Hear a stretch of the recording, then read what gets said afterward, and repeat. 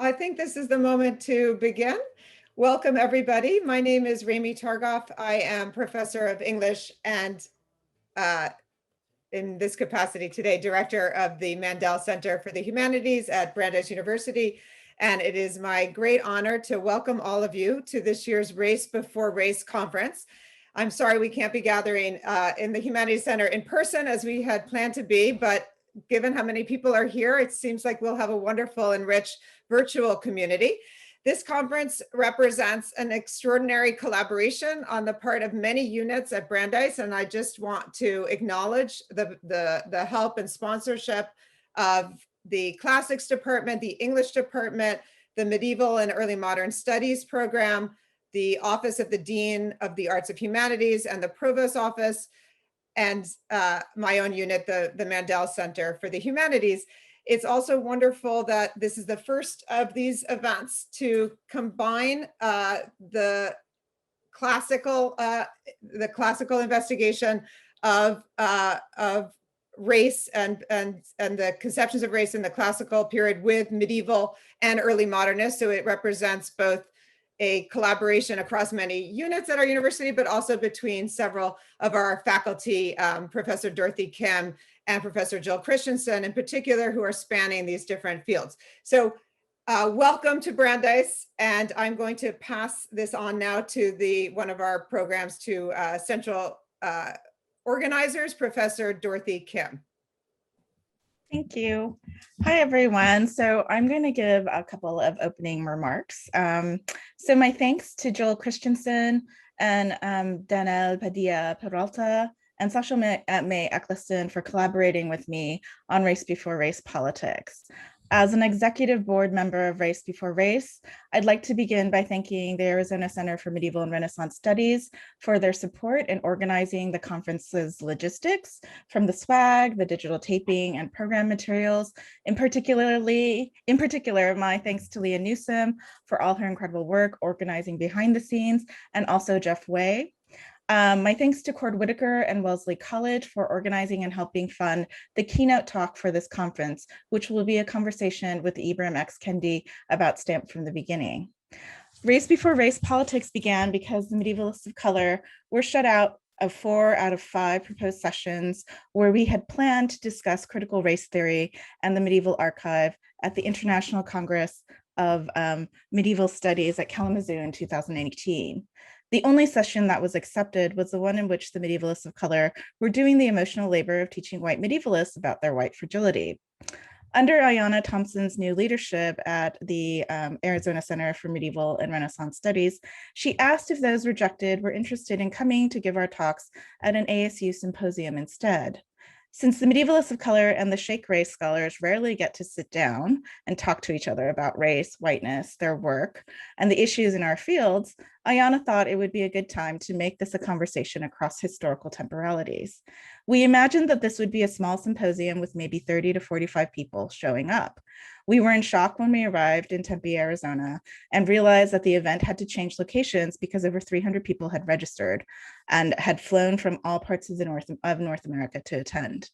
We decided at the first conference that we should make this a sustained research collective and plan a series of conferences so that we finally would have the space to discuss the pre-modern archive, critical race studies, and various eruptions of white supremacy in our fields. I'm delighted today that we are now about to extend the conversation further into the pre-modern past with classics. Welcome our classics colleagues to Race4Race. We are online for this iteration, but we hope we can still build the Black, Indigenous, people of color communities we want across fields and in this space. I would like now to discuss this conference and my own situatedness. I'm a North American settler of color, a product of American Empire, the Cold War, and chain migration. I'm currently speaking to you on the unceded and stolen territory of the Massachusetts and the Pawtucket. Decolonization cannot happen without Indigenous people, and beyond a land acknowledgement, we must return the land. If you are in the local Massachusetts area, you can return the land to the local tribal communities. If you're in Middlesex and Essex County, where Brandeis is, you can also speak and return land to the Massachusetts Center for Native American Awareness. Race Before Race Politics was originally scheduled for September 2020. The conference would have been just before the 2020 US elections, and more locally, 2020 marked the violent colonial anniversary of English settlers invading Plymouth, Massachusetts.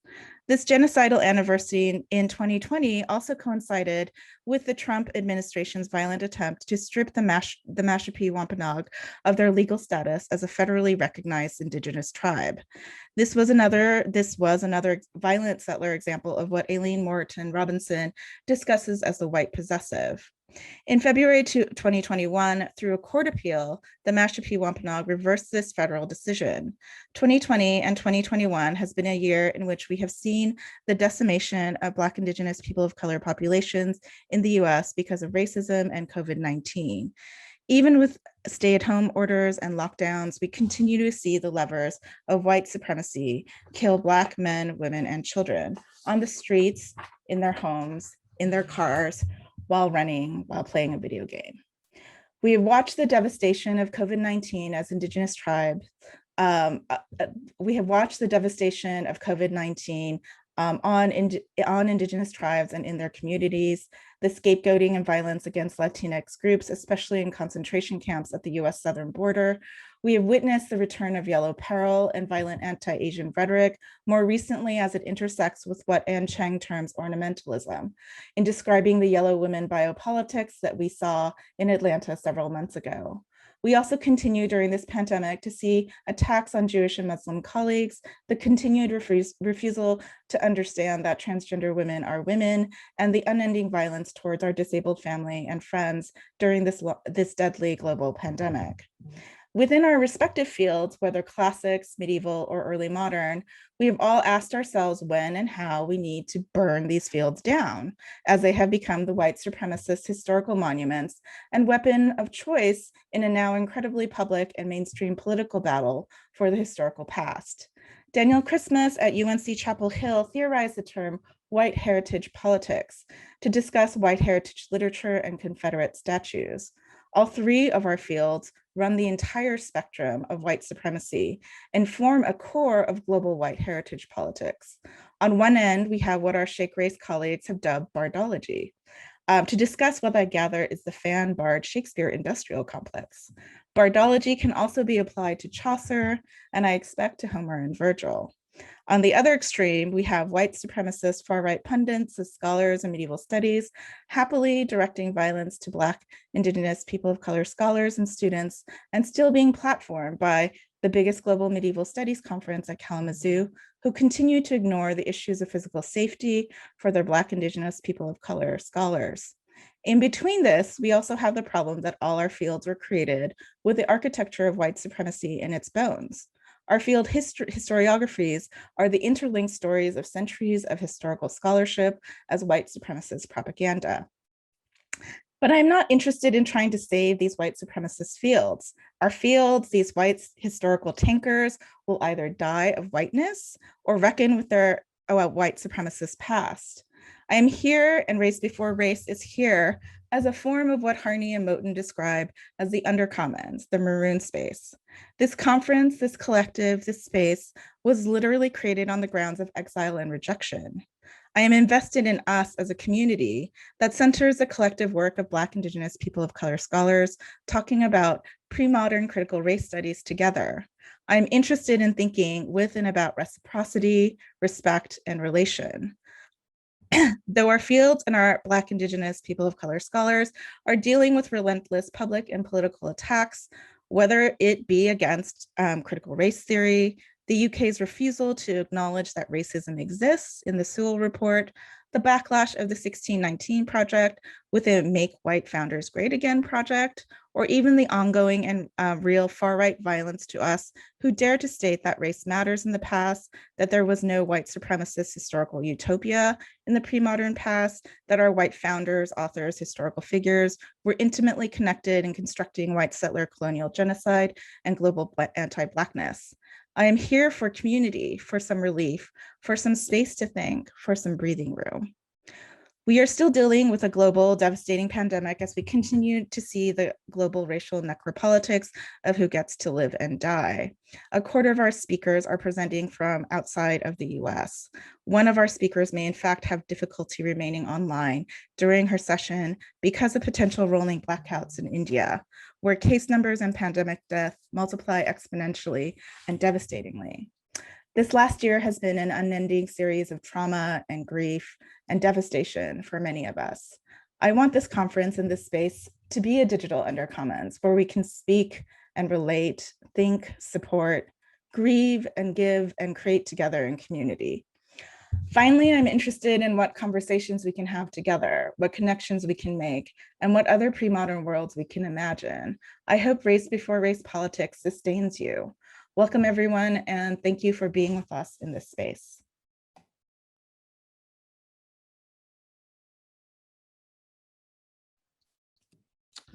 I want to start by thanking Dorothy for the introduction and for the summons to participate in the project of cultivating and meaningfully building up to an undercommons that delivers us from what Willie James Jennings in his book After Whiteness has termed the slave legacy of Western education, the pedagogy of the plantation.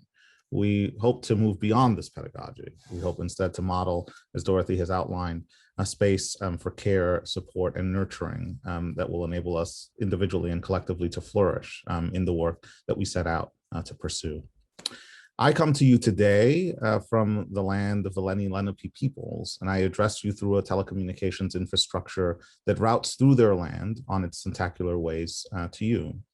As an employee of an institution that erected its first academic building in these parts in 1756 with no recorded consultation of its first inhabitants, I pay respect to Lenni Lenape peoples past, present, and future, and their continuing presence in the homeland and throughout their diasporas, and I commit myself to the return of the land and not merely lip service to those token gestures of decolonization that are familiar to many of us. I'm thrilled to be participating in Race Before Race and even more delighted to moderate the Q&A for today's opening session. Our plan of action for today is that the speakers will give their talks in succession without interruption before moving on to the Q&A.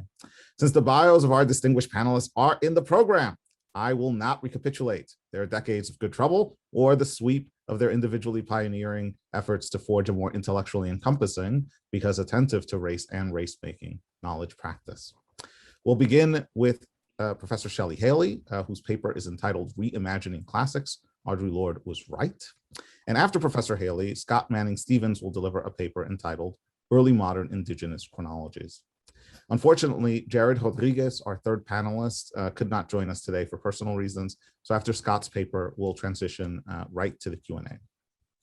For the Q&A, we ask that you use the Q&A box to ask your questions. And I also remind folks that closed captioning is available. If you'd like to take advantage, please push the CC button at the bottom of the Zoom screen. And last but not least, we encourage all live tweeters to use the hashtag #RaceB4Race. Without any further ado, I hand over the baton to Shelley. Thank you, Dan-El, and thank you to Dorothy for the invitation way back. I can't remember when. I think it was pre-modern times when I got the invitation. At least that's what it feels. I would like to start. I think I'll start just to make sure everything works right. I do have some slides, so I'm going to share my screen. I'm always a little nervous with this. So there we go.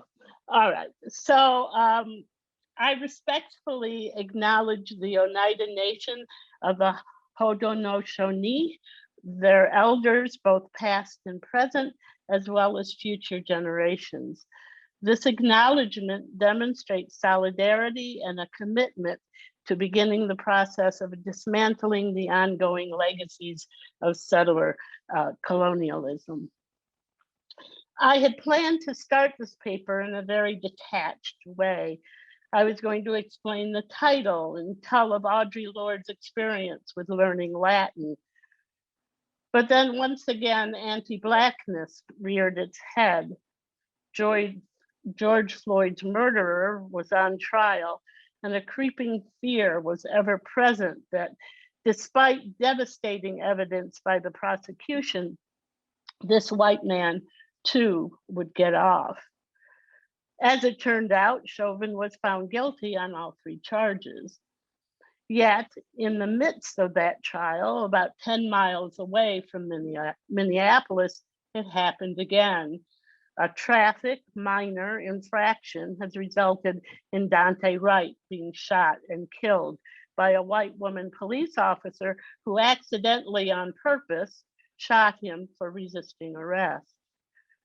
And on the very day of, indeed minutes before the disclosure of the guilty verdict, Ma'Khia Bryant was shot and killed by the very police she had called to protect her during an altercation.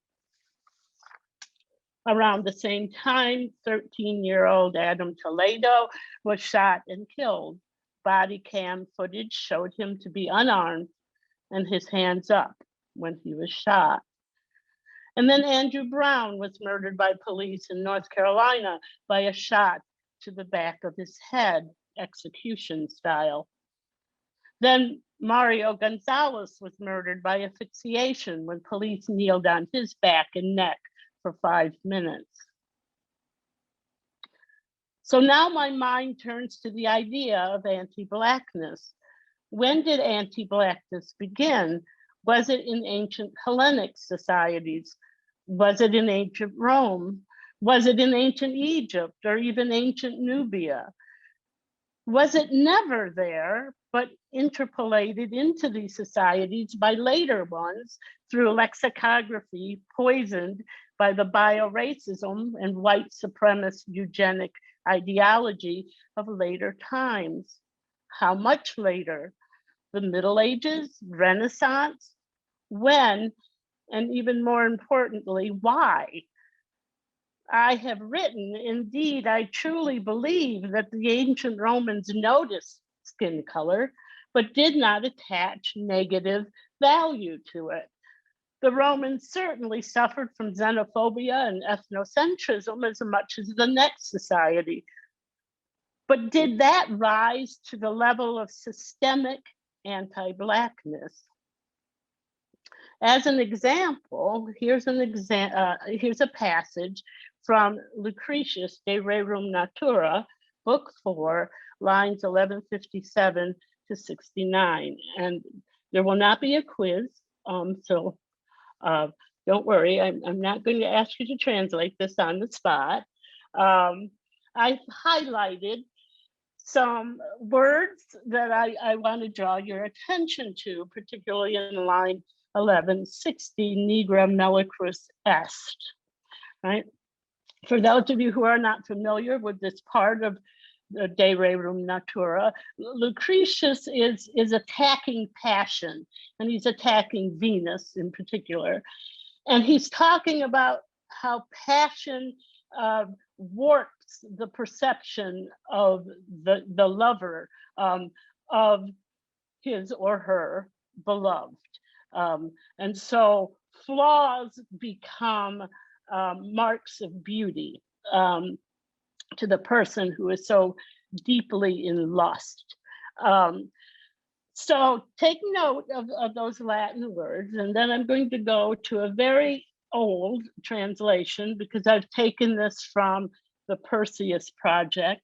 And you can see that this translator is from 1916, so they didn't run into copyright issues. I've highlighted the translation of the Latin words of the previous slide. And what I've been haunted by is the line, the black-skinned girl is, quote, tawny like honey.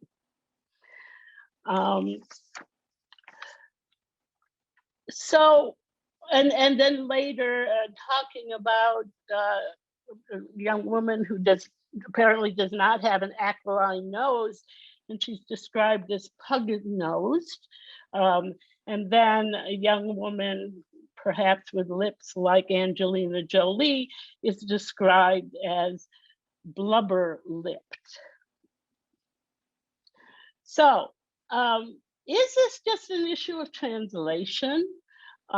Is it because the Leonard is 1916 and this is how he thought it should be translated? It's not a very good translation, folks. Let's not pretend that it is, but still. If we throw the lexicography of the 19th and even 20th centuries out of the window and start anew, will that give a more accurate picture of, in this case, ancient Roman attitudes towards Blackness? If anti-Blackness did exist in ancient societies, how and why did a whole field of study develop which lionizes these societies? And more importantly, how do we stop merely navigating the master narrative and dismantle its deep-seated anti-Black discourse? The comments Audre Lorde offered at the personal and political panel presented at the Second Sex Conference on September 29, 1979, were published later as the influential essay, "The Master's Tools Will Never Dismantle the Master's House." It is a stirring condemnation of the erasure by white feminists of the voices, histories, and analyses of women of color in general, but Black lesbians in particular. One particular question Lorde raises at the beginning of this essay has been a stinging gadfly for me, as I have reflected on the politics of the field of classics, both before and now, in the midst of this point of inflection in the field. The question is this, and I quote, "What does it mean when the tools of a racist patriarchy are used to examine the fruits of that same patriarchy?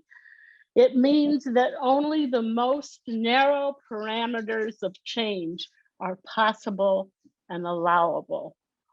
That essay is published in Sister Outsider. Audre Lorde's experience with classics, learning Latin in particular, resonates with many folks of color, especially those who attended Catholic school. Lorde writes of her education in Zami, a new spelling of my name.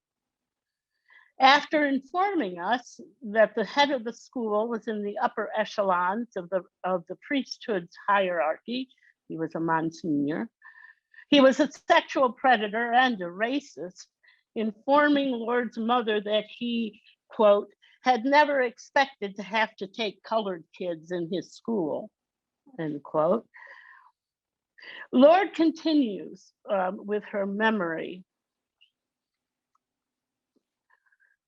"I did not care about his lechery, but I did care that he kept me in every Wednesday afternoon after school to memorize Latin nouns." Now, I have copied this slide exactly, and I want you to understand that the non-capitalization of certain words is deliberate, and it's Audre Lorde's way of being subversive in my mind. So this lowercase l on Latin is not a mistake on the slide. Is what I'm trying to say. I came to loathe Wednesday afternoons sitting by myself in the classroom, trying to memorize the singular and plural of a long list of Latin nouns and their genders. Every half hour or so, Father Brady would look in from the rectory and ask to hear the words. If I so much as hesitated over any word or its plural, or set it out of place on the list, he would spin on his black-robed heel and disappear for another half hour or so. Although early dismissal was at 2 p.m., some Wednesdays I didn't get home until after 4 o'clock. Sometimes on Wednesday nights, I would dream of the white, acrid-smelling mimeograph sheet. Agricola, feminine farmer. That's another subversive move by Lord. If you've taken Latin, you know Agricola has the grammatical gender of masculine, even though it is in the first declension. But that's her way, right? 3 years later, when I began Hunter High School and had to take Latin in earnest, I had built up such a block to everything about it that I failed my first 2 terms of it. Lord's memory of her experience with Latin encapsulates all the fatal flaws of the field of classics: rigidity, control, and discipline. The aim is to mold students and scholars to the master narrative. That master narrative is upheld by the control exerted by certain academic departments, presses, journals, and also PhD curricula, which haven't changed substantially since the 1940s. A wondrous social reproduction occurs until the discipline meets Black and brown bodies. Then what? A myriad of things happens, most having to do with erasure. In terms of what we study, there is an erasure of Africa and Africans. We are told by eminent scholars of ancient race studies and proto-racism that the presence of African descended peoples isn't large enough to warrant in-depth discussion.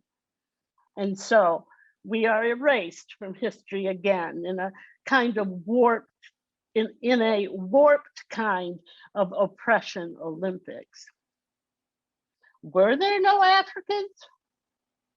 Or do we choose not to see? Or are we trained to read past the African, in the words of Toni Morrison? What is our reaction when we do encounter folks of African descent? Cleopatra, not African, but Macedonian. Unoe, not African, but Berber.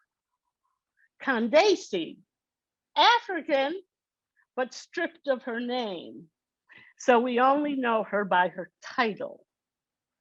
Which Candace are we talking about?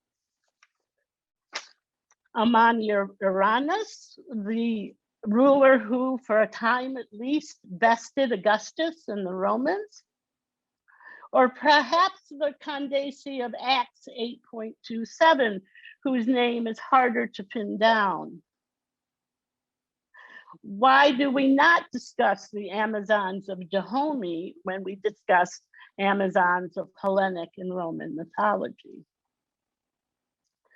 And if any of us resist such erasure and call out the circling of wagons around whiteness or the white fragility that goes with it, we are castigated through the discourse of civility and the politics of respectability.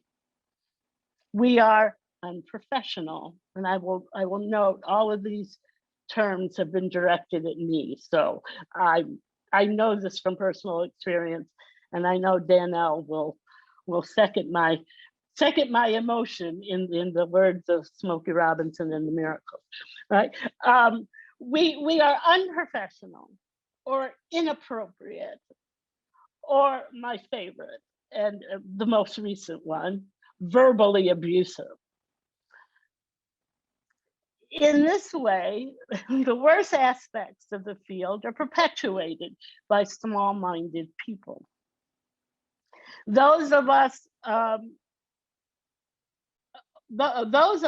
who study the reception of the ancient world by our communities are erased from the main bibliographic resource for the field, L'année philologique, because the European editors do not consider reception studies as classical studies. Now, I only learned this when I became president of SCS. Classics in the United States suffers from intense Europhilia. And while there is, according to SCS Executive Director Helen Collier, quote, lots of good work going on in Europe too, I do think there is a particularly European kind of superiority that is problematic, end quote. Now, to be sure, my experience of learning Latin was different to Lord's, obviously, because I still love it, right? I had a teacher who encouraged and empowered me. I have often proclaimed in talks that I love Latin. To this day, elementary Latin remains my favorite course to teach.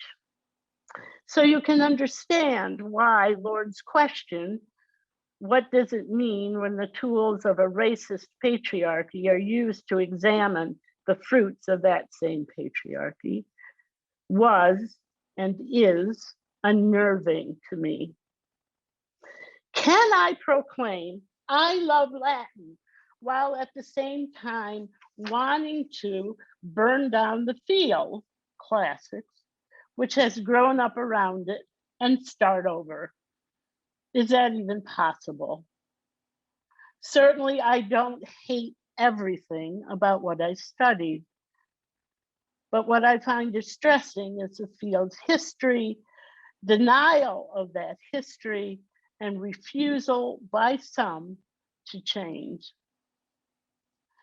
Black classicists of my generation wanted to play by the rules.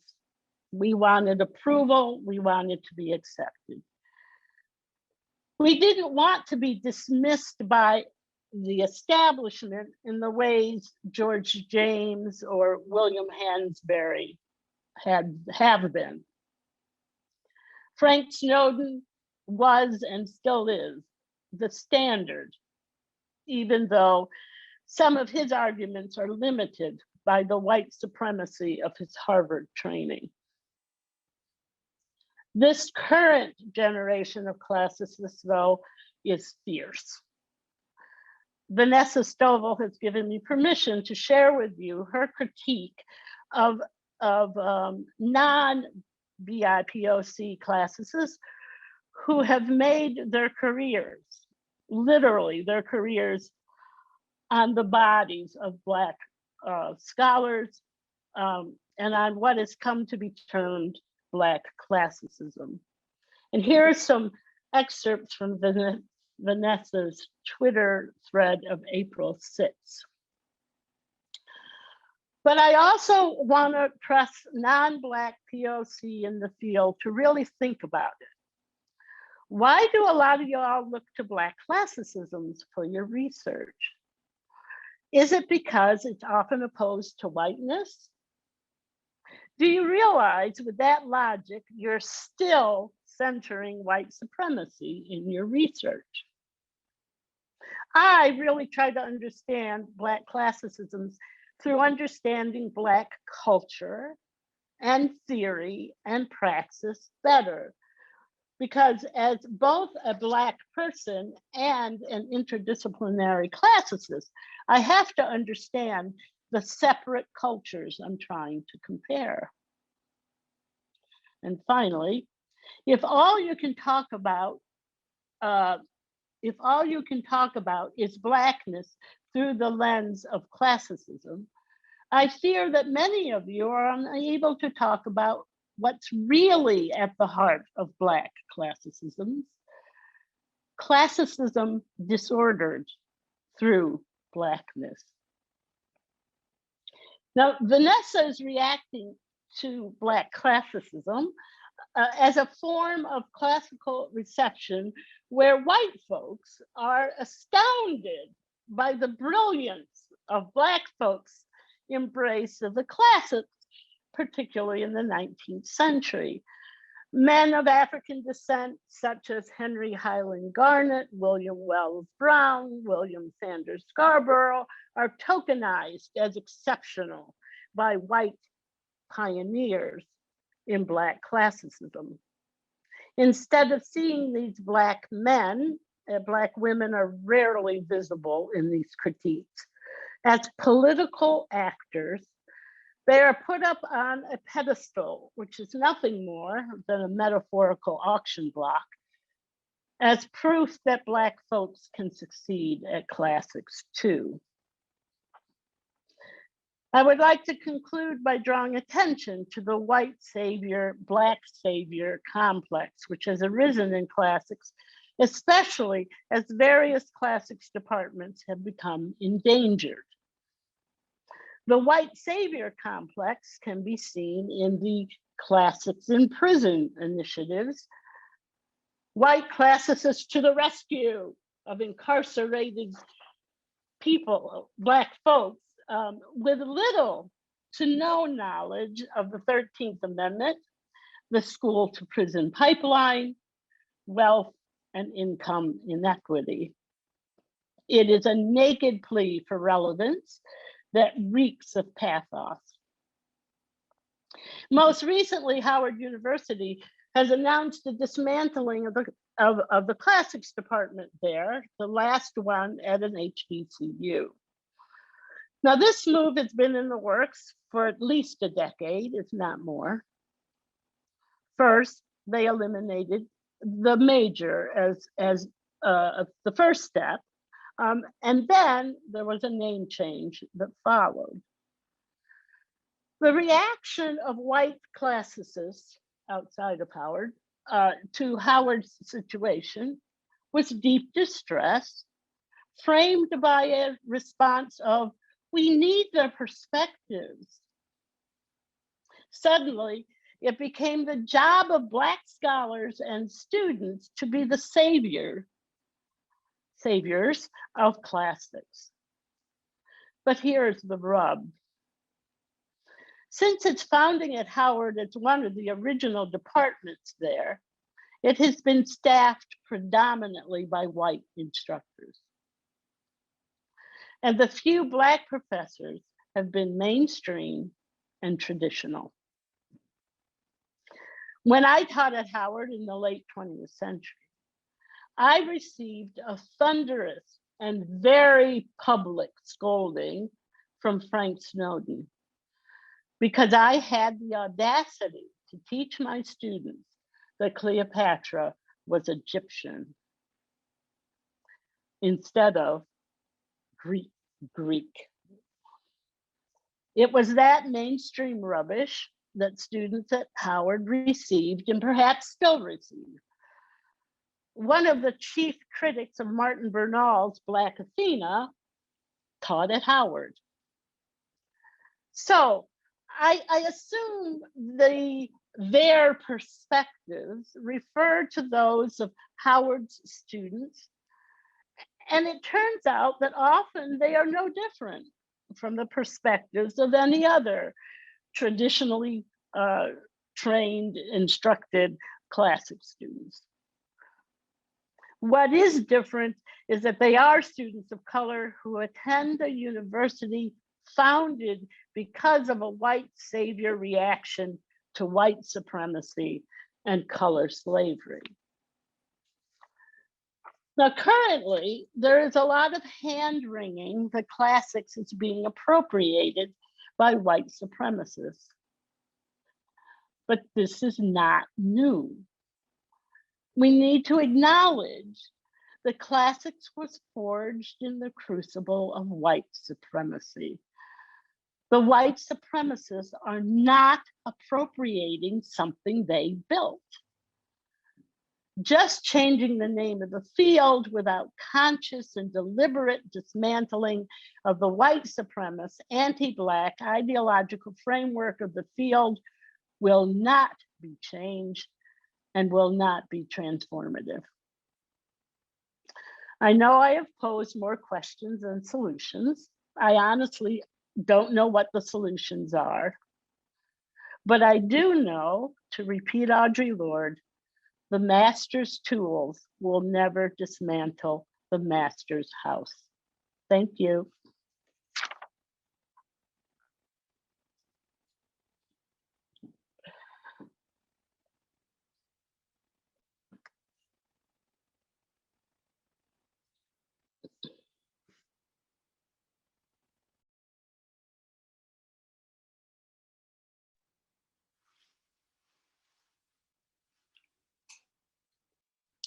All right, so I guess I should go now. All right. So Sego Skanagoa, this is Scott Stevens, and I just used a traditional Mohawk greeting, asking if it is still the great law of peace with you, or rather, do you follow the great law of peace? And I'm sending you this greeting from Debrecen, Hungary, where I am currently a visiting Fulbright scholar, and thinking about my friends back home, my family, of course, back in Haudenosaunee territories. Very nice to have Professor Haley as someone back in the homeland holding it up there. I do miss it and would look forward to coming home in June. But today I want to reflect on what I've been calling early modern indigenous chronologies. And before I do that, I should also thank the organizers. Again, it seems like so long ago that we talked about this, and now it's finally, and then we've had changes on various sides. I certainly did not expect to be out of the country when I was participating, but I'm delighted it's come to be, and I want to thank you, Dorothy, Kim, for pushing this forward, and our hosts at Brandeis. I'm very glad that it came to be and it wasn't canceled. So today, as I said, I want to reflect on what I've been calling early modern indigenous chronologies. And as I described in the program for this conference, I want to consider various historiographic periodization traditions in relationship to indigenous polities and cultures in North America specifically, that were contemporary to the period we've come to describe as the early modern era. There are a variety of threads that motivate me to take up this issue. As an indigenous student growing up and being educated in the United States, I was always annoyed by the presumption that history, capital H, arrived in the Americas with Columbus. Whole epochs of indigenous history before that cataclysmic event were lumped together under the aggressively vague term pre-Columbian. As if there was little differentiation to be made of the various civilizations that flourished through the Western Hemisphere with their own rises and falls and differing historic epochs. Likewise, the age of discovery has proven itself a stubborn misnomer when it comes to periodization. But few historical references have proven so durable as the concept of the Renaissance itself. Back in the early 1990s, when I was a grad student, the term early modern was becoming increasingly prevalent within the discourse of periodization. I recall the clarity of Leah Marcus's discussion of the comparative resonances of the terms Renaissance and early modern in a collection of essays titled Redrawing the Boundaries, edited by Stephen Greenblatt. Her essay made clear the high culture associations with the term Renaissance and the fact that it had always been in its way backward looking. When the 19th century Swiss cultural historian Jakob Burckhardt brought the term into common parlance, he was focusing his interest primarily on Italy and the recovery of Greek and Roman classical learning in the 15th century, along with the flourishing of visual and plastic arts at the same period. This rebirth of the glories of the classical past occurred largely within the world of political, economic, and cultural elites. Thus, it mainly centered on the lives of aristocratic urban courts and princely patrons, while seeming far from the material lives of the average citizen or peasant classes. Whereas early modernity as a term described a broader world in which the conditions that lent themselves to the development of modernity were present in some form.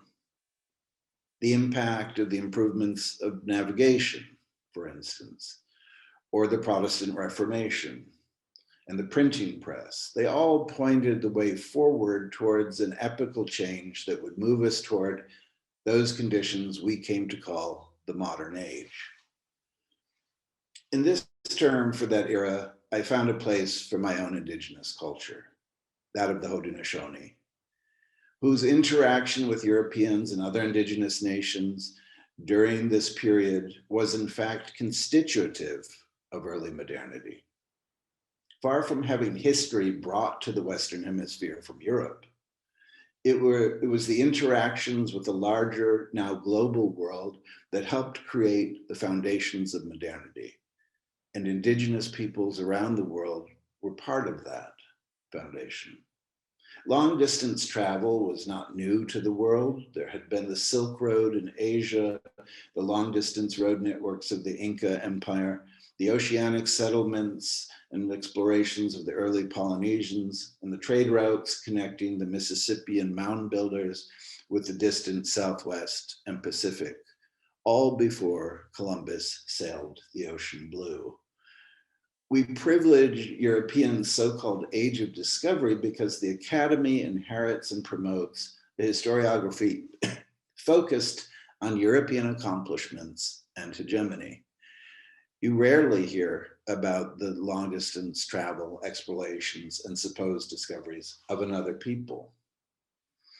I mentioned recently in another discussion hosted by the Newberry Library in Chicago that I'm sometimes asked by students, by undergraduates, when we talk about periodization and the Americas, whether China, for instance, had a Renaissance. And I respond to such questions by putting pressure on the term Renaissance. Why should it hold this honorific quality when applied across cultures?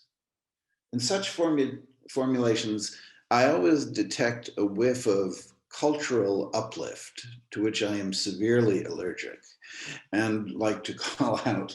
So I tell them, do a quick library database search with the term Renaissance and attach it to almost any other culture. And you will soon find a Native American Renaissance, a Mayan Renaissance, an Aztec Renaissance, and the like. Now, to be clear, they're rarely using the term as a periodization marker, but instead using it in this honorific sense. It might be, and if I could be indulged for making what is likely an arcane literary analogy here, I would like to say that the problem brings to mind the mock philosophical treatise on chronometricals and horologicals found in Melville's novel Pierre. Right? So if you know that novel, there's a false treatise embedded in the novel. And in this treatise, the fictitious author, one Plotinus Plinlimmon, really fantastic name, Mr. Plotinus Plinlimmon expounds on two parallel means of timekeeping. Plinlimmon argues that chronometricals refer to an absolute time or a universal time, such as the chronometers keep at Greenwich, he says. Right? He equates this time with the divine, whereas horologs or simple clocks we might have in our homes are equated with specific, local, lived experience based on a human standard. He then goes on to argue the futility of trying to live by the divine Greenwich standard. As being too absolute, too out of our reach. And thus, he says, we need to live in a world much more local on a horological standard in which we can best hope to achieve what he calls, quote, virtuous expediency, rather than pure or absolute goodness. And that world is based in our local experiences. I'm drawn to this model because I feel that the use of the term Renaissance has too long served our professions as the Greenwich Mean Time of history, or as an absolute, if we think in Plinlimmon's terms. Wherefore Greenwich, one is tempted to ask. I'm concerned with the more local histories of various cultures active and interacting at this point of history, which I will continue to prefer to think of as early modern rather than Renaissance. Modernity holds no honorific qualities in my usage. It comes bearing all the pros and cons, all the benefits and horrors that are known to all of us through our collective histories in conversation. Perhaps of all these issues around periodization and nomenclature, perhaps they're pressing in on me because I see advocates of white supremacist nationalism becoming increasingly less circumspect about their positions and more willing to draw on the outright racist qualities involved in invoking things like the Renaissance. Even as I'm thinking about chronologies in the Americas, I can't help but note my own temporal surroundings. Here, as a Fulbright scholar in Viktor Orban's Hungary, I read recently in the newspaper of a meeting between him and the far-right leaders of Poland and Italy's Lega Nord, at which the Hungarian prime minister called for a return to European Renaissance values. And I don't know what that means other than make Europe great again, I suppose. But he went on to say those are values based on the Christian principles that define European history and culture.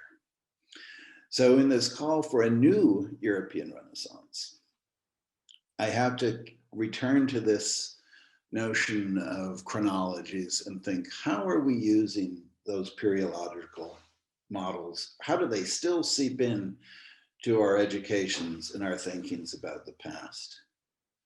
We might think of Hegel's horrible model in which he considered cultures outside of Europe and Asia those without written languages. And he goes on to say, basically his formula is this: without a written language, there can be no ordered memory. And without ordered memory, there can be no history. And without history, there can be no self. How strange then to think of Africa, the Americas, Oceania, as places with no history, populated entirely by people with no selves. What kind of model is that, right? But I think the authority of Hegel somehow remains untested when it comes to theories of history. Sure, people probably can ignore him rather than fight him, but I still think there's a seepage into our inherited notions of historiography where this does damage to this day.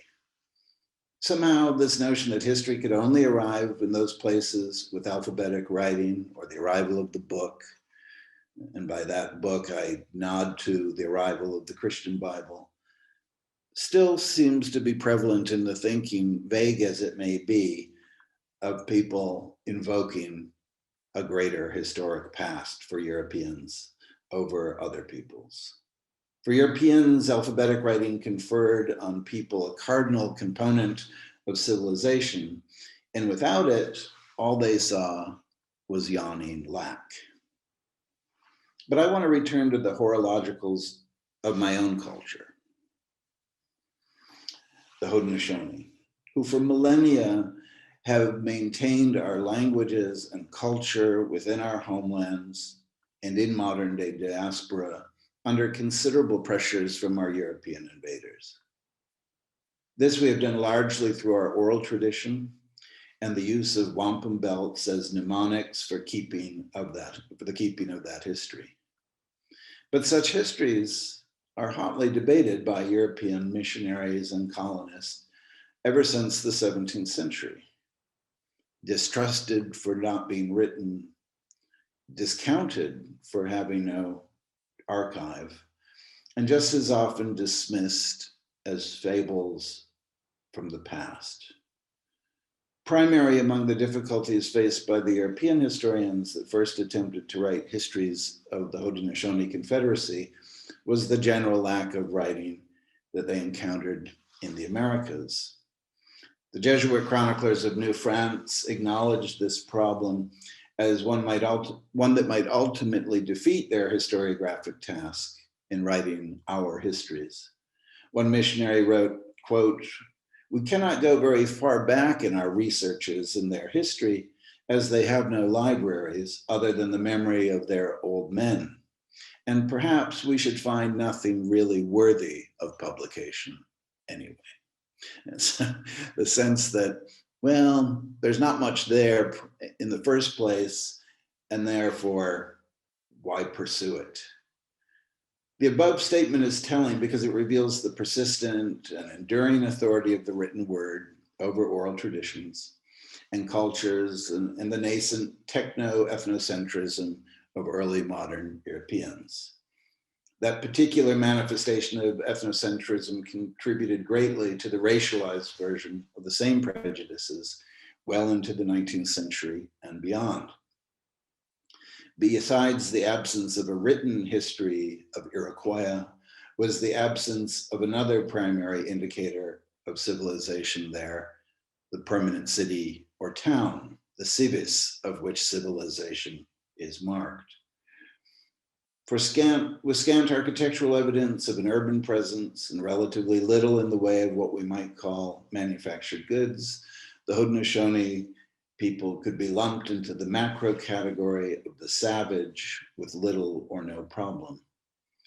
In a way, modern historiography has not come too far from those early poles of opposing the savage and the civilized, the written and the unwritten. We still routinely find ourselves fighting what I refer to as the tyranny of the document when in debate with academic historians. The just insistence that our lack of documents means our lack of history. We saw this in 2013 with the celebration of the two-row wampum in upstate New York, which commemorates our negotiations with the Dutch in the early 17th century. Various historians from throughout the state excoriated the state of New York for accepting Haudenosaunee historical accounts in the absence of any corroborating written Dutch record. Couldn't have happened if there wasn't a European account of it. And I can say more about this specific issue later. It is a somewhat complicated historiographic debate, but it was one that drew into sharp relief in very present time, right? Just 8 years ago, the vitriol that one could hurl at what seemed like a purely academic debate over two differing people's accounts of the past was turned into, just this real clash of cultures, again reworked on the pages of local newspapers between the unlettered savage and the knowledgeable academic professors. The issue seems all the more ironic to me when I call to mind a passage from the 16th century translator of Plutarch's Lives, the great French translator Jacques Amiot, who translated Plutarch in 1554, and in his translation in his introduction to his translation, defends the dignity of historical biography by appealing to its literary roots in poetry, song, and the oral tradition. This, he claims, makes it the oldest species of writing in the world, going on to add that, quote, because men in those days delivered in their lifetimes the remembrance of things past to their successors in songs which they caused their children to learn by heart from hand to hand, as it has been seen yet in our days by the example of the barbarous peoples that inhabit the newfound lands of the West, who without records of writing have had the knowledge of things past well near 800 years before, end quote. So this, he's using the indigenous oral tradition of the Americas as a proof for the legitimacy of Plutarch's history telling, which I love. So finally we get to work together, Shelley. So what's important in that translation that I just read, that's North's 17th century translation of Amiot. So what is important in Amiot here is not the, to Amiot, is not the accuracy and thus the authority of specific facts, but the continuous stream of a people's self-knowledge, what we might call their cultural identity. When we include such resources in our category of the literature of contact and conquest, we have a unique opportunity to expand our knowledge of this period and ultimately of ourselves today. If good history is, as Northrop Frye once said, quote, the social memory of human experience, end of quote, then Indigenous knowledge keepers are excellent historians because they have maintained that social memory of our human experience for millennia. I don't wish this meditation on historiography to be simply a negative critique of the persistence of the term Renaissance or its application to the Western Hemisphere. But I also wish to consider how we as scholars might draw on Indigenous notions of time in the conception of history. When considering Indigenous methodologies, we might fruitfully draw on the work of a Potawatomi ethnobotanist and environmental scholar at SUNY ESF in Syracuse, Robin Kimmerer, where she makes the distinction in her work between scientific environmental knowledge, SEK, and traditional environmental knowledge, TEK, as a sort of cognate for a methodology that we might use with history going forward. She notes that these systems of knowing are not in opposition to one another, but are derived from different methodologies. The first based in a Western scientific method, depending on quantitative data, controlled experiments, and universal outcomes to produce facts about its subjects of research. Whereas the traditional knowledge keepers' methods are highly localized and qualitative in approach. We have levels of quotidian observation in specific locales with a knowledge base or observational data stretching back over an impressive longue durée. The example of Arctic research is useful here, where Western scientists gather data from things like ice cores, which they decipher and analyze back in laboratories, all of which are valuable processes. If they were to miss the opportunity to learn from local Indigenous long-term observers of this specific ecosystem, who note changes in their lived environment that from decades, if not ages and ages of continued discussion and observation, then they miss entire areas of relevant data in trying to assess the impact of climate change. And I have an excellent Indigenous colleague, Melissa Chipman at Syracuse, who does work in the Arctic on climate change. And she said, just reminding people to talk to the locals is a kind of radical move for these scientists that are used to flying in on a helicopter, getting their ice sample, flying back, and you think, why not ask the person that has lived here with his and her people all their lives, have things changed? And when they say, yeah, that plant right there, that never grew here until 5 years ago. The fish that used to come at a certain season, now it's 3 weeks earlier. This other plant no longer bears fruit for us. These are observations over the longue durée that can help scientists. And I'm wondering, what are the equivalent historical observations that we have so long been missing when we parachute into the archive, collect our documents, and leave and think, well, maybe if I talk to the people that actually are living members of this culture, I might have some different data. Haudenosaunee people likewise have their longue durée conceptions of history, which we keep alive in our oral accounts of the founding of our Confederacy 1,000 years ago, or our interactions with invading colonists from the 17th century down to this day. Long-term notions of time, which we refer to as 7 generations thinking. This has made us responsible stewards of our environment and also of our culture. And if you don't know 7 generations thinking, because unfortunately it's been appropriated as a name for an eco-friendly product, without anyone asking us, do we want our concept on, bathroom cleaner or towel tissues? 7 generations thinking is just this, that when any important decision is to be made in our communities, we must imagine 7 generations into the future, what the impact of this might be, and will we be thanked or will we be cursed for our decision? And this is a productive form of, imaginative engagement, because it makes you think, there might be some short-term benefits from this, but can I imagine a way where in the long term, it's destructive? And I think it's helped our people endure through all the things, the calamities we've had to endure, is this way of projecting forward. But I also want to think that it's informed much of our historical decision making as well. Remember, we're not a majority rules, winner take all culture. We are a consensus culture.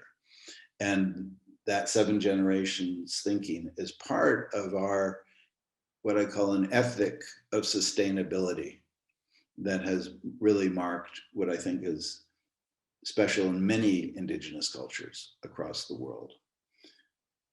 When teaching about the early modern cultural collision in the Western Hemisphere, I teach that this concept should be very apparent in its difference from the Judeo-Christian imperative found in Genesis 1:28, which orders man to have dominion over all living things, a thing incredibly foreign to our way of thinking, and one that I must say remains profoundly unappealing.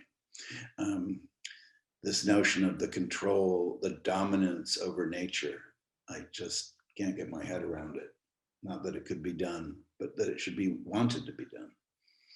So I guess what I'm arguing is that we need to attend to opposing worldviews of this period to better understand the consequences of European hegemony in the America, and to better find out how Native peoples who've endured this hegemony understand their history and understand their place within the world today.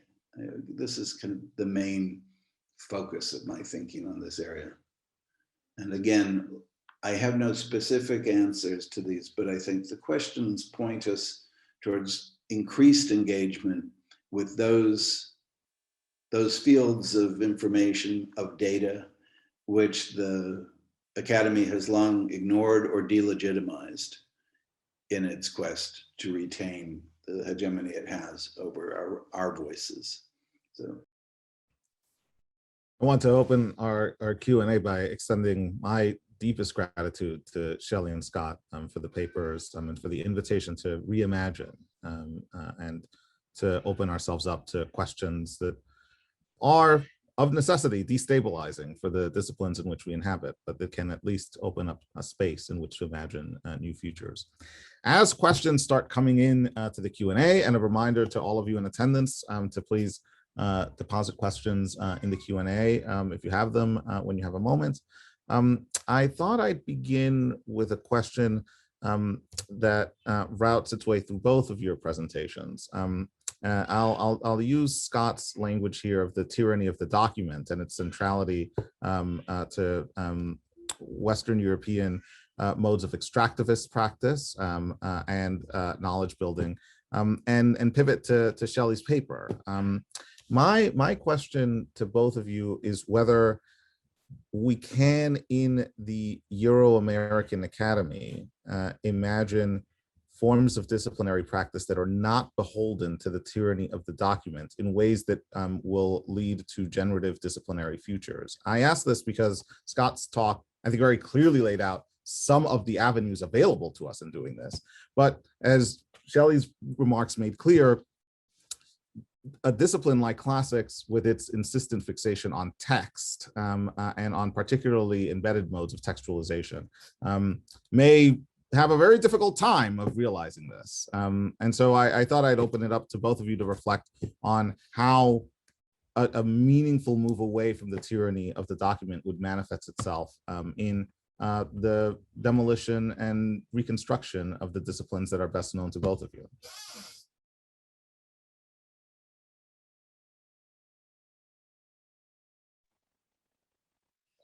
Well,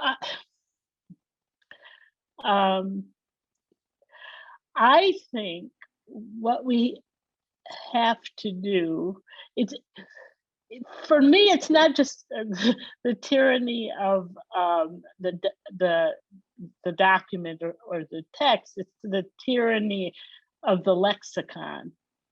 Because the problem is, right, and this is really true for Egyptology, right? We are held hostage, right, to dictionaries. Whether we're talking about hieroglyphics or Latin or Greek or Coptic or whatever, those of us who have been brought up in a monolingual tradition, such as the United States, we're really hostage to that, and the dictionaries really have not been overhauled. I mean, you know, you can talk about the Oxford Latin Dictionary, but all they do is say, oh, well, we're just not going to repeat this, which is problematic in its own way, right? But it's really starting all over again, going back and looking at the original Latin or the original Greek or whatever, and trying to come up with a new set of definitions for these words, and try to really, as far as we can. I mean, temporally we are so far away from when these texts were written that it's not easy. I'm not suggesting that it's easy, but my dream job in retirement is to do a Black feminist Latin dictionary, right? And there may be places where the word, you know, Lewis and Short and Haley are in sync, but I suspect a lot of places they're not going to be in sync. So I think that's where we have to start. I also think pedagogy is also a crucial avenue for trying to reshape and reimagine classics. I was taken by Lupercal, the Latin reading speaking group, women's group. They had come up with what they considered to be gender neutral endings. So they've done away with the first declension, second declension, this is mainly nouns, right, and adjectives, and just substituted what I assume are just basically third declension endings. So we don't have this distinction according to grammatical gender, because grammatical gender is proving to be a bit of an itchy subject, right? You know, we insist, well, this is grammar, this has nothing to do with social gender. Is that really true? I mean, is that true?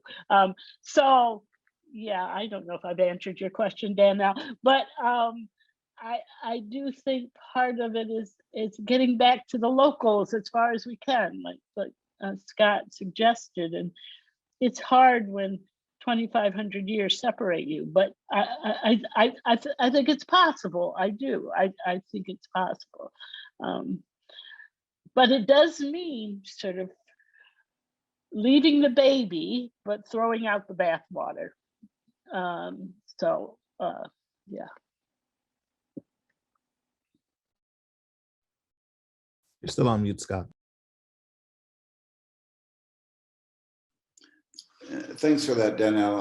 I appreciate the question, because I think two things come to mind right away. One is, the insistence of the legitimacy of oral history within our cultures, and to remind people that are afraid, so anyone can make up anything. No, that's not how oral history works.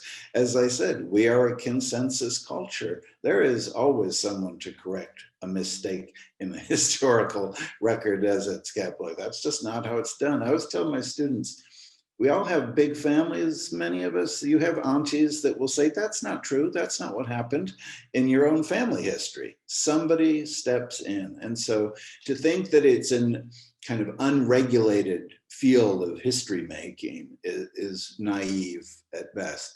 The other thing I would like to point out, though, to people that really want those documents, there are many documents from the 17th and 18th century written in Haudenosaunee languages, but they sit inert on the shelf because the colonial project was so successful at destroying our languages that, though they are still spoken, too few scholars, including myself, are proficient in them.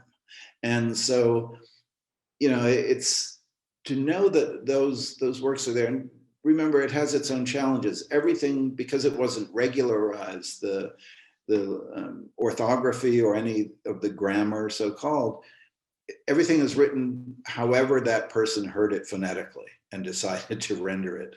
But one of the few pieces I have worked on is looking at Joseph Brandt's translation of the Gospel of Mark in the 18th century, and just realizing that you only get a few lines into it before you run up against kind of cultural issues that are also very important political and historical issues. For instance, a voice calling in the wilderness. Well, there is no Mohawk word for wilderness, right? There's no imagined space of the outdoors where there are not humans in that way. And so he doesn't, there's nowhere to go with that term, and he kind of fudges it and just says the forest, right? A voice calling in the forest. But because we just don't have this notion of the wilderness. And whenever I see that term applied to the United States and regions of the United States, I know that it's disappearing the indigenous populations of those regions, right? And I'm very resistant to it. So I think those two things are, you can go back and, we can insist on the validity of those oral histories and keep them, but we should also remember there are a lot of texts still waiting to be explored in our own languages that will reveal some very interesting aspects of historical culture. If we have people, how many universities teach indigenous languages? Very few. More now than did, but only at the insistence of indigenous students, and you need them there insisting it for it to happen. So it's a heavy lift, but I still think it's a possible one in the future. We have some questions in the chat, in the Q&A. I'll start with one of our already interlocutors because of the citation of her thread by Shelley. Vanessa Stovall has written to ask the following: do either of you see inroads towards Black and Indigenous solidarity in imagining new paths and futures with each other in the academy specifically? Or do you see most of that solidarity around Afro and Indigenous futurisms happening outside of academic structures, or more of a mix of the two? I'd love to hear both of your thoughts. Well, I would say I definitely do within the academy, because I feel like, as happens with the siloing of departments and fields, you're sometimes wildly uninformed about what your colleagues do. And it's at meetings like this where you think, oh my God, you're right down the road in at Hamilton College. Why we should be talking, because we do have shared interests, right? I am interested in the distant past. That is one of the things that brings me to this discussion. And I am interested in the Haudenosaunee world of the 17th century.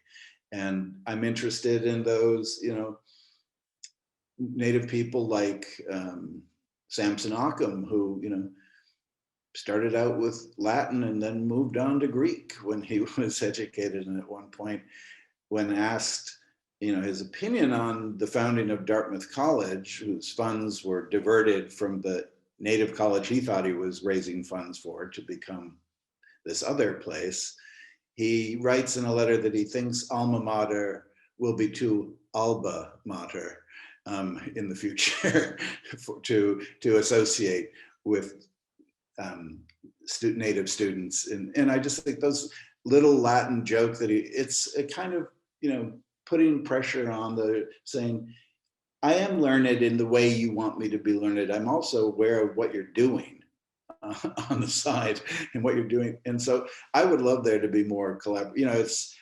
I remember finding out far too late, probably, that Samson Occam and Phyllis Wheatley were correspondents, right? And you just, there are all sorts of unfollowed paths that lead us to each other's work that until you have meetings like this, you often just don't encounter, because, as I said, there's a silo. So I'm hopeful for it. Yeah, I would echo what Scott said. I think part of the way that white supremacy in the academy has worked, in my opinion, is through isolation and tokenism. So I'm the only full professor of African descent, woman. I'm always reminded by my male colleagues, woman of African descent, full professor at Hamilton College, the only one. I am the only African-American period in classics at Hamilton. And I too wish I'd known that Scott was just down the road, because I think there's a lot of ways that what he was talking about, particularly I would say the tyranny of the written word, right, intersects with my work, particularly on ancient Egypt. So I think, yes, that within the academy, I think there's room, there's not always opportunity for indigenous and African descended peoples to work together. But I also like the idea of that same collaboration outside of the academy, because sometimes that can put pressure, right, on the academy.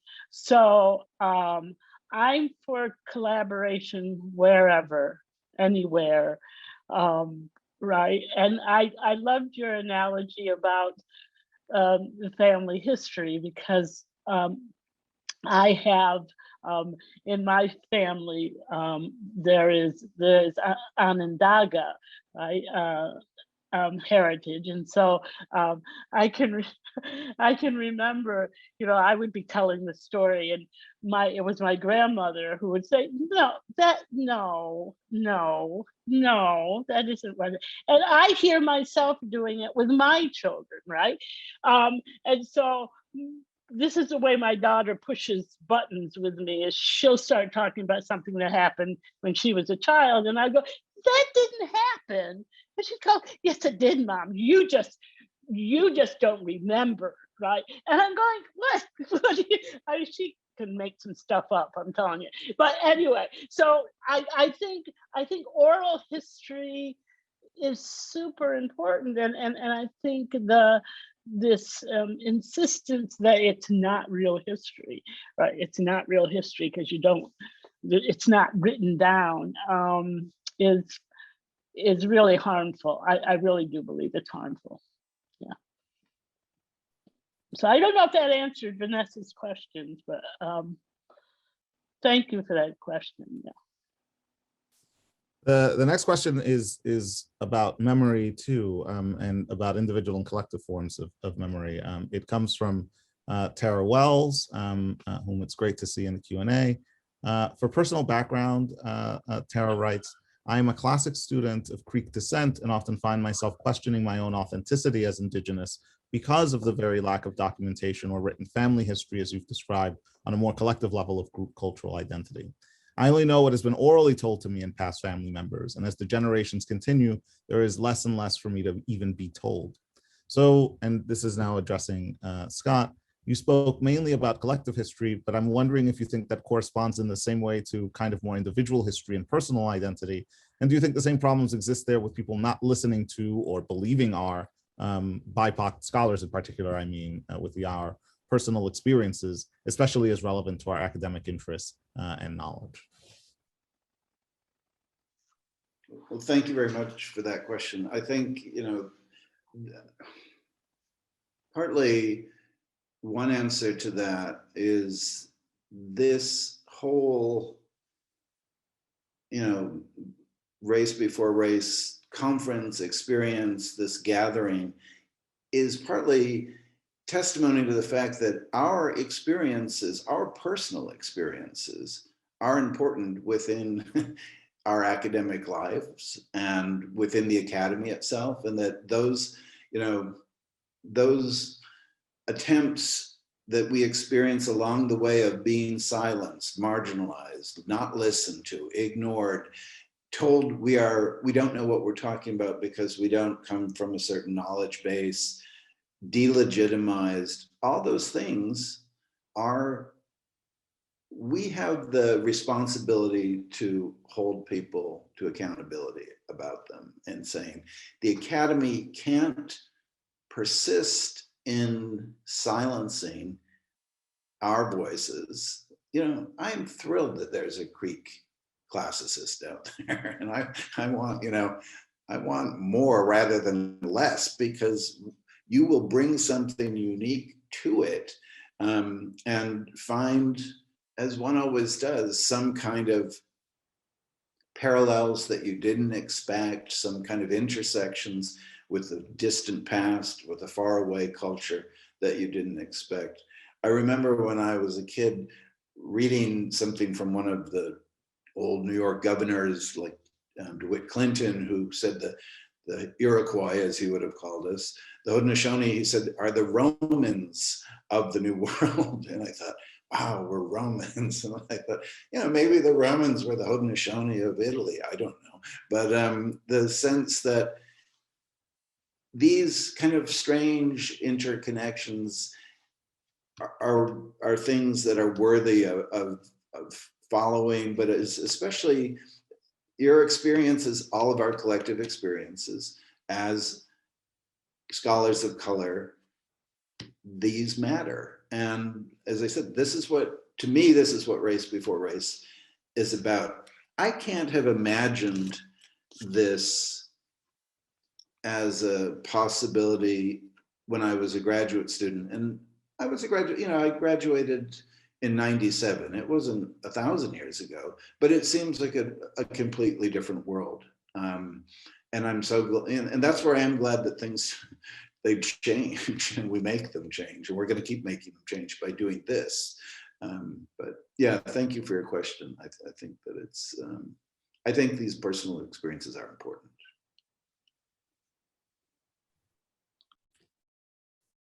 Next question in our Q&A comes from Mary Rambaran Olm, Axel Folio. Thanks so much for the live tweeting.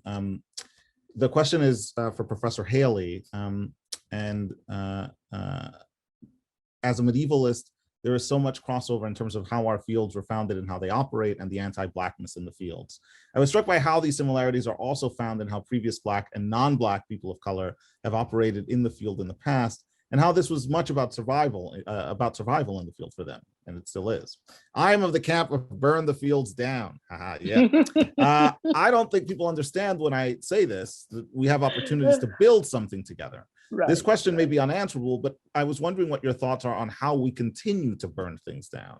Is it through our work and research? Do we dismantle the field by calling things out, building solidarity across fields? It's difficult for some of us early career researchers who don't even have elders in our fields to turn to figure out tactics and what tools to use.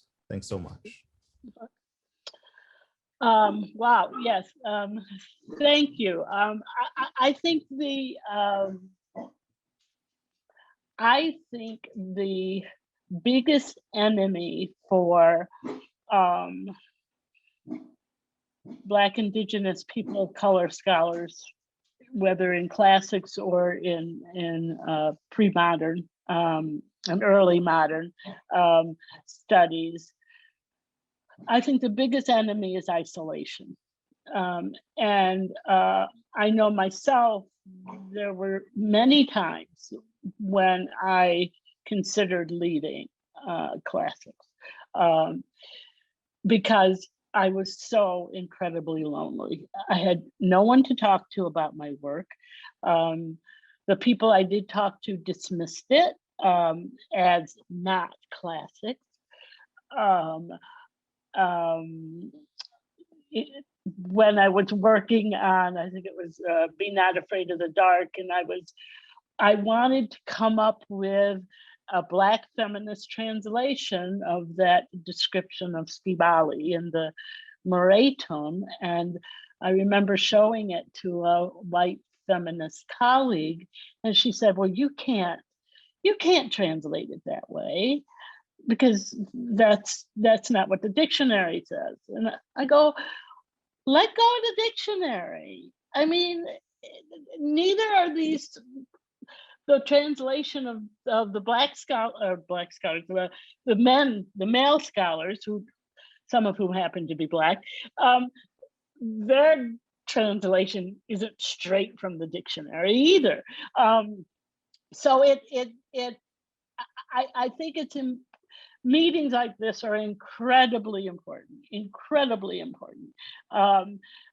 because if we're going to burn it down, and I have evolved on this. I wasn't always of the school that we need to burn it down, but I have come around to thinking, yeah, we do. There's too much social reproduction that happens, and we can't all be. I'm going to have to choose someone who's no longer living, otherwise I know I'm going to get grilled on Twitter. So we all can't be Vilimovitz, right? I don't want to be Vilimovitz. I don't have anything in common with him. I don't want to be him, right? And so we have to stop thinking that that's the definitive way to do classics. That's the only way to do classics. You must do it this way. I also think, we have to stop lionizing certain scholars just because they're from Europe or Britain or wherever, right? Nobody gets to be put on a pedestal, period, because you can always be corrected. You have to be open to being corrected, and so yeah, I think collaboration. We have to get away from this idea, and I think this is true in the humanities in general. But in terms of publishing, when you're going up for tenure, Dan-El I'm sure will agree with me with this, right? You must be the sole author of a book, right?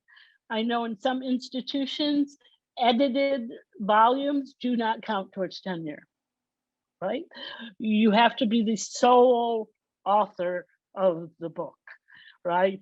Nobody, and you have to protect it so no one will steal your intellectual property. Well, intellectual property, as we sit here, is killing people, right? This idea of intellectual property means that vaccines can't be given to India, even though those vaccines are being produced in India, right? So this idea of intellectual property, I'm all about don't steal other scholars' works. I'm all about that, right? But we've got to get away from this. I am the expert in, and then fill in the blank. And I don't work with anybody. I do it all by myself. Right? That's a surefire way. That'll kill it.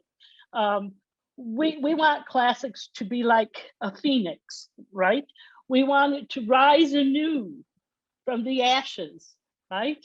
And what the ashes should be is this white supremacist, to borrow Bell Hooks's formulation, and I always get it out of order, but I believe it's a white supremacist, patriarchal, capitalist, right, framework.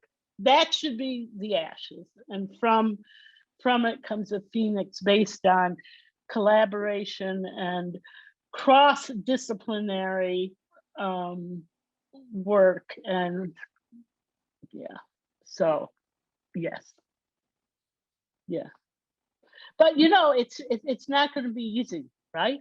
I mean, there are folks already who are girding themselves with their swords, and they've got their shields, and they're going to make the testudo, and they're going to defend the old way of doing this, no matter what we say. So you just have to have, I think, a lot of resolve, and you just have to speak truth to power, because there are many, many people who do not want this to change, who want it to stay the same way. And really, I wasn't kidding. They will sling all kinds of arrows at you. And like I said, my favorite was that I was verbally abusive in a tweet. And I don't think I've ever been verbally abusive, even when my little Harley Corgi is barking at 4 a.m. in the morning. So I just, I'm not going to say you just let it roll off your back, right? Because that isn't true. These sorts of things do have an impact, and there is a lot of psychic damage that's done by this discourse of civility and politics of respectability, and I don't want to diminish that. But knowing that there is a community of scholars who embrace what I do, right, and can bring critiques from their various disciplines is really what keeps me going. So yeah.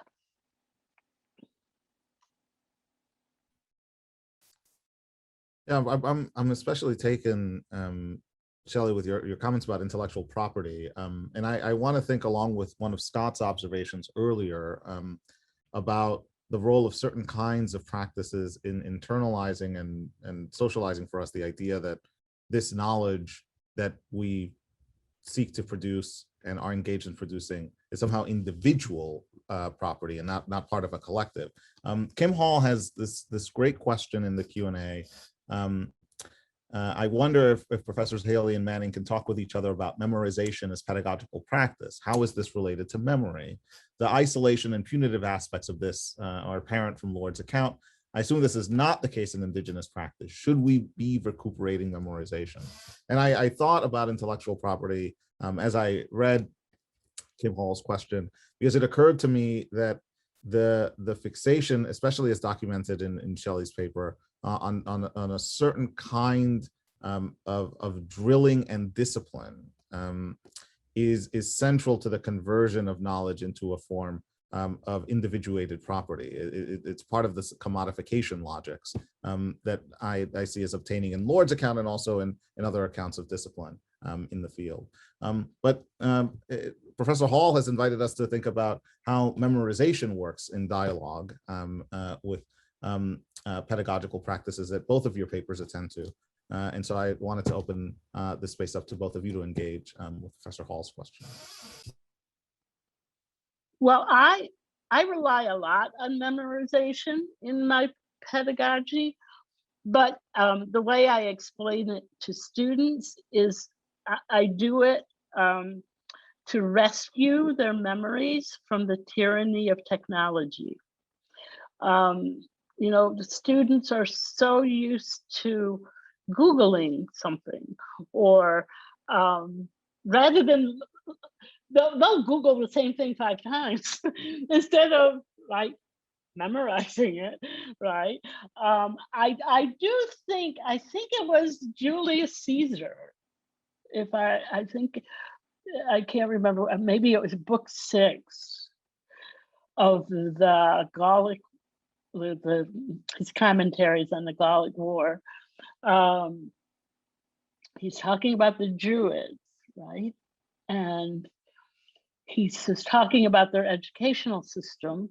And he said that the Druids never write anything down. They don't write anything down because it's their belief that that harms the memory, right? And so the students have to repeat everything orally that they learn and so on. And Caesar makes this interesting thing because, of course, Rome was, I call it semi-oral, right? They did write things down, but they also had a very healthy, right, oral tradition, recitation of poems and speeches and so on. And so Caesar says something like, we also believe this about writing, right? Because that's a little, my approach is, you know, there are some things you have to memorize, right? You have to memorize that the third principal part of Wayneio, you have to understand that has a macron over the E, otherwise you're not going to be able to distinguish it from the present, right? The perfect from the present. So there's some things you just have to memorize. There's no other way around it. And I do think that it's kind of fun to memorize. It doesn't have to be punitive. And I certainly know from my family history that the indigenous practice of memory and memorization is not punitive. It's actually kind of fun. I'm sure Scott can elaborate more about that. But yeah, I think we should be recuperating memory and memorization as a pedagogical tool. Yeah, I would add to that. So there are certain things that definitely within traditional Haudenosaunee culture are dependent on memory. Certain formulations like the Thanksgiving address, that is, you know, an address that is said at the beginning of all meetings, and it has a certain order to it, where you're going through the things for which we are thankful. And there are short versions and long versions. So it's not that, oh, you got a word wrong or phrase. It has great plasticity, but the order must be the same. And the structure of it must be the same. And so there are ceremonial qualities, things that are always going to be part of memory, and no one wants written down. The idea of reading this Thanksgiving address is anathema, I think, to all of us, even though it has been written down or versions of it have been written down. That's not a problem, but in use, it must come from within. And the way I think of that on a more personal level is, I remember when I was probably around 14 and I had some like junior folklorist notion that I was going to record my grandma. I was going to record some of her Mohawk stories. And I had my little cassette recorder all ready to go. And she said, "Oh, absolutely not." And I said, "Why not? You're always telling those, these stories about things that happened, either traditional stories or often things that happened on the reservation when she was a kid and so on." And she said, "If you have them there on that tape, you won't know them. You'll think you just have them and you can put them on a shelf. And when you want to know them, you'll take them and play them again. But if you know them in here and you have the memory of these stories, they are part of you. Otherwise, she wouldn't have used the term inert, but they are just sitting inert, unactivated on a cassette tape somewhere, basically forgotten." And that's kind of when Shelley was talking about the tyranny of technology over these kids' memories. There's a presumption they don't have to know anything because Google knows things. Well, good for Google. Google's not taking this for you, right? And I just think that's not knowing it. I'm not always convinced they even know how to find it again. So I think that, in my Duda's example, I really took it to heart that if I want these stories to be part of me, if I want to save them in some way, then they are worth memorizing. And they are worth keeping as part of my living memory of her now that she's passed. And I think that there's a real wisdom in that. And I see it still fairly active in our community, which I'm very happy about. Obviously, it has its virtues in learning our languages, because you're almost never going to find a useful textbook, or kind of, let's learn Mohawk tape set or something. But, so I think it's a great idea to, we need to revive and respect memory, because it's certainly extremely important to the cultural continuance that I'm interested in. Thanks. We have a question about, well, actually we have several questions about dictionaries and lexica, and there's been a lot of activity surrounding dictionaries and lexica on Twitter in dialogue with this session. So I'll raise two of the questions up from the Q&A for your consideration. Naomi Campa, whom it's also great to see in the Q&A, writes, "In terms of mitigating against the limits of the tyranny of the text, especially as we have it, and reconstructing the field, I really appreciate the idea of a new lexicon." Ian Moulton in the Q&A had expressed a love for the idea of a Black feminist Latin dictionary. So we got the support. We're here for it. So Naomi asks, how do you see the role of new forms of textual criticism, translation, adaptations, or analyses of material culture in addressing this both within and outside of the academy, both for scholars and students of the field?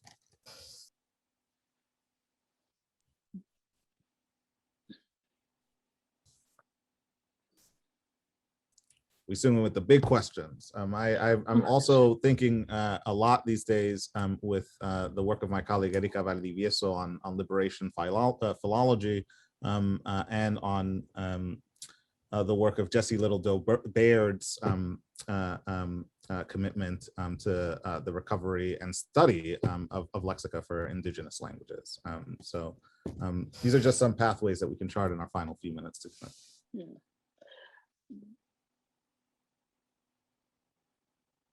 Well, I do think, I'll just start with the lexica of indigenous languages, because as I said, they're part of those documents that are more plentiful in the archive than you imagine, and are among the least studied. So when I was the director of the McNichol Center at the Newberry Library for several years, I was, basically had keys to Aladdin's cave, right? And I could go in and look at the, I could go look at the Popol Vuh and things like this, and in manuscript texts and so on. And I realized how few people ever called for this linguistic material. And so there really needs to be, among Indigenous scholars who have access to the language and language learners.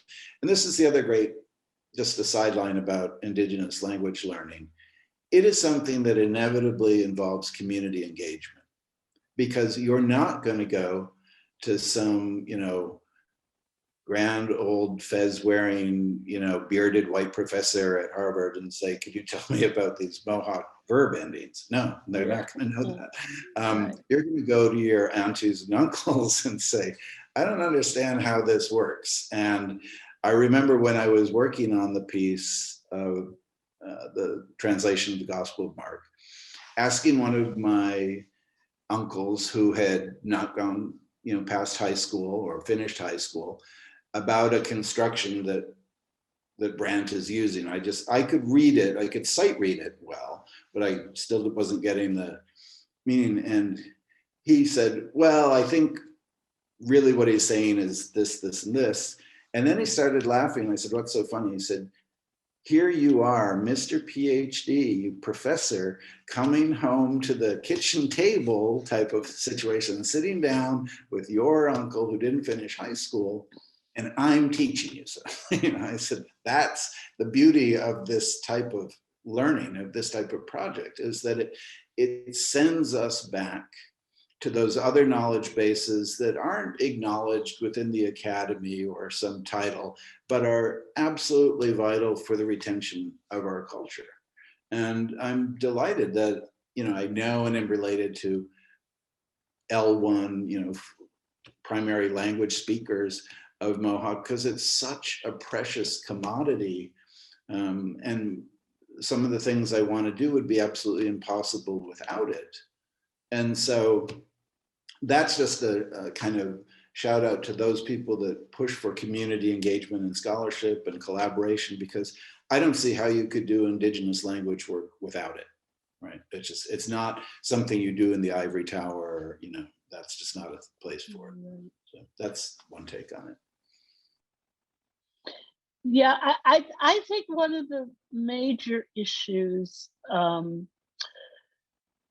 for me in terms of thinking about what words mean is that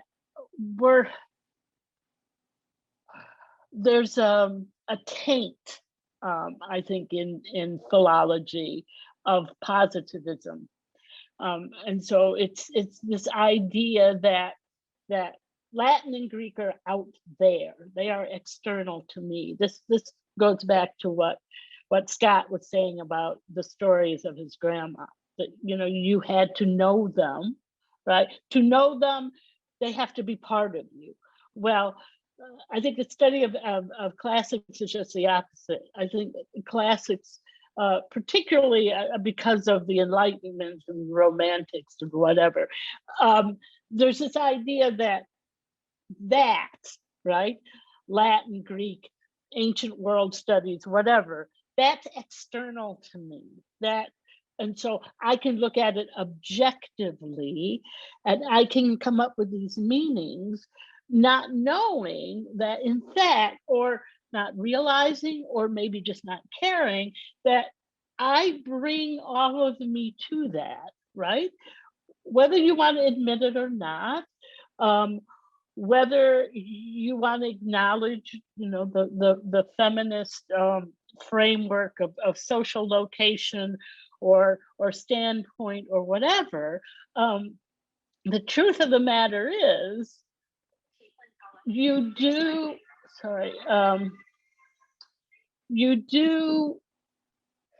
are affected by who you are, by the time that you're living, and so forth. And so my Black feminist lexicon is going to probably be very short-lived unless other people, right, come in and say, well, you know, in 2085, right, what we mean by intersectio is different to what Haley meant in 2025. I'm just throwing out a year, right? So I think it just has to be really fluid and really flexible, and you have to realize that it is part of you. It's not external, right? And you have to be ready for that. You have to be ready that, particularly if you're a white scholar and you're working on, let's say, Black classicism, you can't, invoke white fragility if a Black Indigenous person of color says to you, "Why are you doing this? Explain to me why you're doing this." Right? I want to know why you're doing this. And as Vanessa in her thread said, do you realize that you're still centering whiteness? If all you're doing is saying, "Yay, Black classicism," that's opposed to classicism, which is still, I mean, we never racialize the norm, right? But what we mean is white classicism. If that's all you're doing, then you're not doing Black classicism. I mean, I think, and you have to be open to that. You have to be open to being critiqued, right, as to why you're doing this, right? And so I mean, I have had white classicists say to me, well, I don't think you should be studying this. It's a shame that you don't have your own culture to study. And I go, what the F? Sorry, but really, what kind of nonsense is that? What kind of nonsense? So it's not yours either. So well, anyway, but yeah. So I think yeah, we just have to. We really do have to kind of break the grip, I think, of the 18th and 19th century. I think in both our fields, I think that same epistemological framework is working, whether it's in Indigenous studies or whether it's classical studies. And the name, right? We could have a whole conference about the name. We could just go on and on and on, but yeah. So we got many thoughts, but no more time in which to express them. So I want to start this wind down by thanking our two panelists for the spirit and richness of their contributions, for all the work that they've done to lift up and to continue to lift up voices in the field. And I want to thank everyone who's been in attendance for this first session, and the folks who sent questions through the Q&A, especially the folks to whose questions we did not have a chance to get. Here's to hoping that over the next few days, more conversations proceeding along the lines laid down here flourish in community and in solidarity. It has been my pleasure to be in your company, Shelley and Scott. I want to reiterate Dorothy's thanks at the beginning to Brandeis and to the entire community of Race Before Race for making this conference series possible.